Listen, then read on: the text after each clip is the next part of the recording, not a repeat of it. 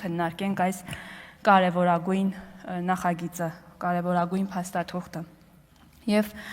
ուզում եմ երեկվանից իմ գործընկերները խոսեցին, ես էլ ուզում եմ մի փոքրիկ անդրադարձ կատարել, երբեք չընտրված, բայց մեր երկրում նախագահ աշխատած երկու անձանց վերջին օրերին տված հարցազրույց ասեմ, չգիտեմ, մենախոսություն ասեմ, ինչ ասեմ, ասելիքը բնականաբար շատ չի, որովհետև այն մարդիկ ամենից լավն են բնութագրում իրենց էությունը, ավելի ամենից լավն են, բոլորիցս լավ են բնութագրում իրենց տեսակետները, իրենց իրականում մտածածը, քան կաներ մեզանից յուրաքանչյուրը, որովհետև երկար տարիներ աշխատած,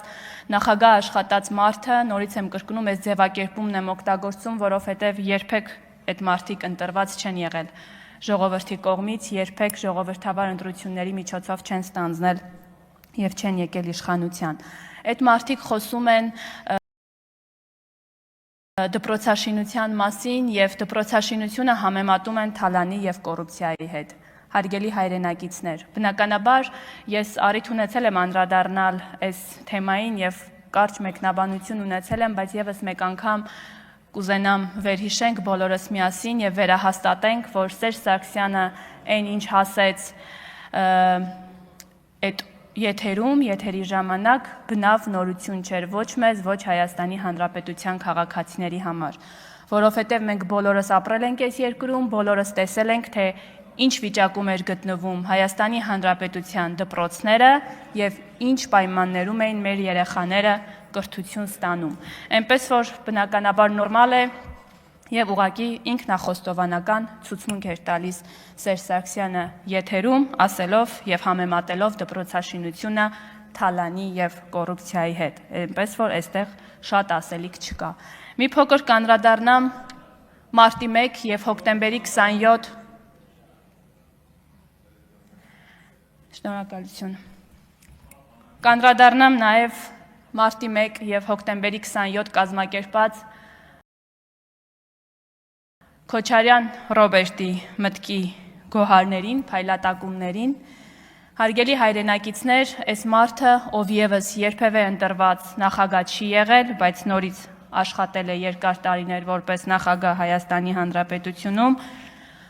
Հայաստանի Հանրապետությանը մեղադրում է 44-օրյա պատերազմը հրահրելու մեջ։ Եկեք ևս մեկ անգամ փաստենք, որ այստեղ ևս շատ ասելիք չկա, միայն ու միայն կարող ենք շատ կարևոր արձանագրում անել, ասելով, որ այս մարդը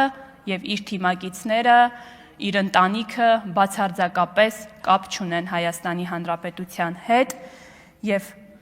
այն խնդիրները, որոնք տարիներ շարունակ եղել են մեր երկրում, դրանց հեղինակը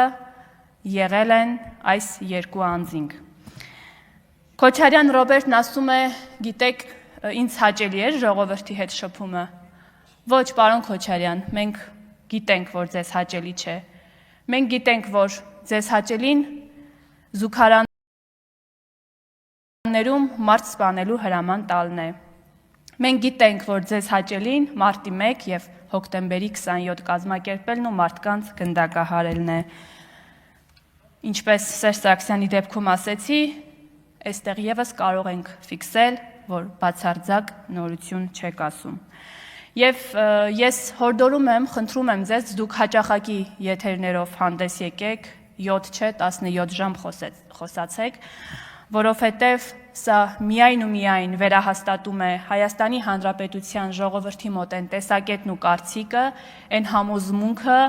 որ մեր երկրում երբեք ու երբեք պիտի թույլ չտանք, որ ձեզ նմանները վերադառնան իշխանության, անգամ ընդդիմության կարգավիճակում դուք անելիք չունեք։ Եվ խոսելով Հայաստանի Հանրապետության ժողովրդի մասին, ես ուզում եմ ձեզ և բոլորիս վստահեցնել, որ այնքան իմաստուն է Հայաստանի Հանրապետության քաղաքացին, որ այո, ձեր ամեն խոսելուց հետո և վերհիշելով անցած տարիները մեր պատմությունը, մեկ անգամ ևս բոլորս միասին առաջիկա ընտրություններում ձեզ ձեր համապատասխան տեղն ենք ուղարկելու, ի նկատի ունեմ մեր քաղաքացիների հետ միասին։ Եվ նորից եմ կրկնում, դուք անգամ ընդդիմության աթոռները չեք զբաղեցնելու, որից հետո այսպես դատարկ թողնելու։ Անվերադարձ գնալու եք քաղաքական աղբանոցը եւ ինչքան էլ փորձեք հույսեր փայփայել վերադարձի, դա չի լինելու։ Դուք անհույս լավատես եք եւ կարող եք շարունակել այդպես մնալ, դա ձեր ընտրությունն է։ Խոսելով ընտրությունների մասին, չեմ կարող չանդրադառնալ առաջիկայում սպասվելիք թիմ ընտրությունների մասին, մասնավորապես Էջմիածնում սպասվելիք թիմ ընտրությունների մասին եւ վաղաշաբաթի մեր սիրելի հայրենակիցներին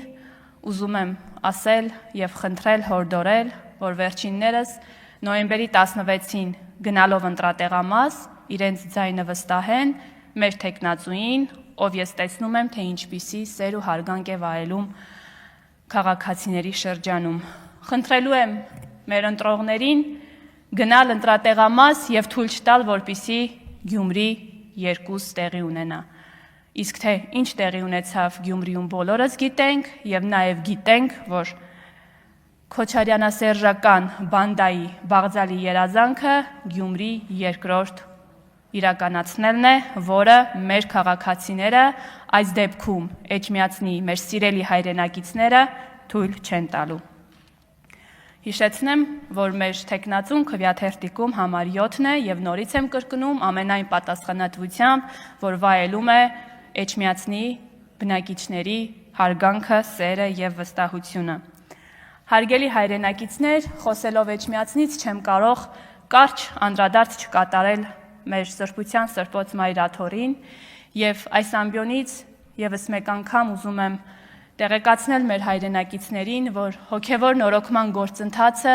մենք սկսել ենք ինքներս մեզանից եւ ես վերջին շրջանում հատկապես ամեն կիրակի մասնակցելով պատարագների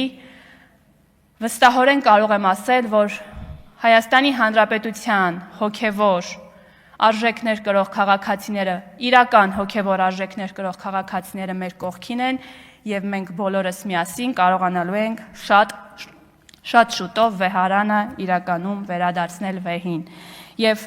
նորից այս ամբիոնից ուզում եմ իմ աջակցությունը հայտնել այն բոլոր իրական հոգևորականներին, ովքեր այս պահին հայտնվել են կտրիչի սև ցուցակում եւ ուզում եմ ասել Տեր Արամի գլխավորությամբ այդ մարդկանց զորակցություն եմ հայտնում եւ ուզում եմ ասել, որ իրենք ունեն իրական հոգևոր քաղաքացիների աջակցությունը, բոլորս